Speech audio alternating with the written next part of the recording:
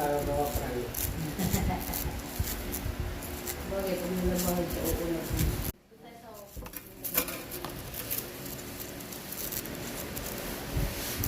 Wala pa nga rin kami yung mga anak eh.